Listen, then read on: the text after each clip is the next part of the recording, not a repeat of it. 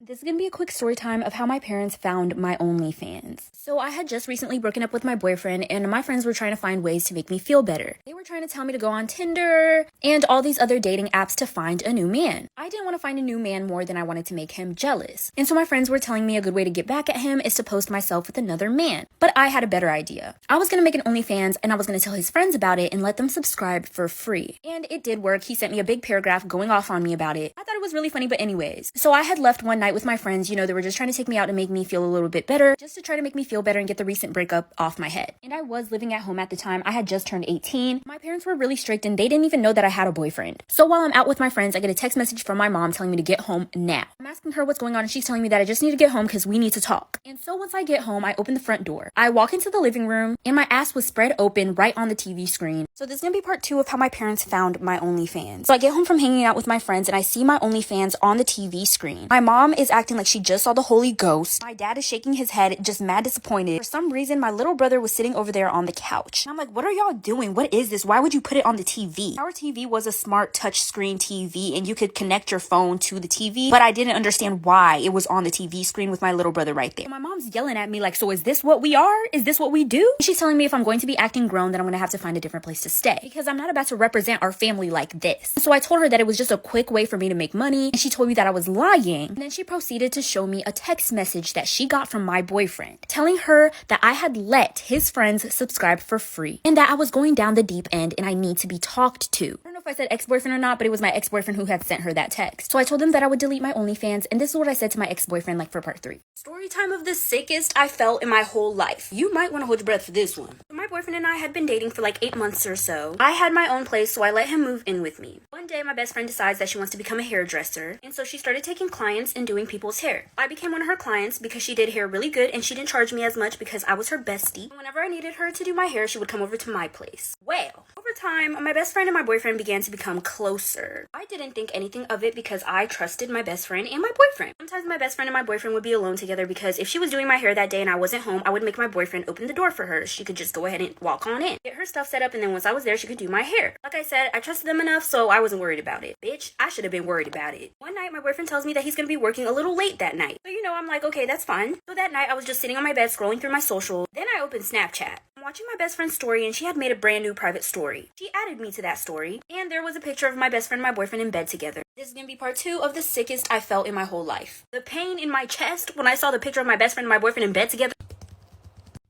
I started heaving. I was wheezing like So I was thinking to myself whether I should slide up and say anything or if I should pull up to her house and whoop her ass. It had to have been at her house because that man had no place to go. That's why he was living with me. This man is over here homie hopping. Meanwhile, he don't even got a home. Although I was very upset, I was surprisingly calm. I decided that I'm not going to pull up and beat both of their asses. I decided that I was just going to take his stuff and throw it out the door. And as I'm walking to his room, I hear what sounds like a window is opening. And it sounds like it's coming from my boyfriend's room. So I keep walking to his room to check out whatever this sound is. I walk in there. And there my best friend and my boyfriend are sleeping on the bed that I bought him in my house. Bitch, like for part 3. This is gonna be part 3 of the sickest I felt in my entire life. Like I said, I walked in the room and saw my best friend and my boyfriend sleeping. I'm like, okay, we taking naps. We taking naps, bitch, in my fucking house. Let's take a fucking nap, then I'm gonna put both of y'all to sleep. So my boyfriend actually looked like he was sleeping, but I could tell that my best friend was faking it. She had just posted that snap only 10 minutes ago. It was clearly intended for me to see. So I walk up to the bed. I go over to where my boyfriend is sleeping. And when I tell you, I smacked the shit out down there, whacked that yuck. Like I was trained for it. Meanwhile, my best friend's over there like, oh my god. I'm like, bitch, I'm about to get to you. But right now, we focus in on him. But I'm gonna get to you, I promise. So I lift the covers off of them and I see that they're both naked. So that's really when I started pouncing on him. Scratching him, biting him, all that good stuff. Meanwhile, my best friend's over there trying to put her clothes on so she could go. Girl, you ain't going nowhere. Because after I was done pouncing on him, I charged towards her. Like for part 4. This is gonna be part 4 of the sickest that I felt in my whole life. So I had just gotten done beating up my boyfriend after catching him with my best friend. As I was beating up my boyfriend, my best friend was getting herself together so she could go.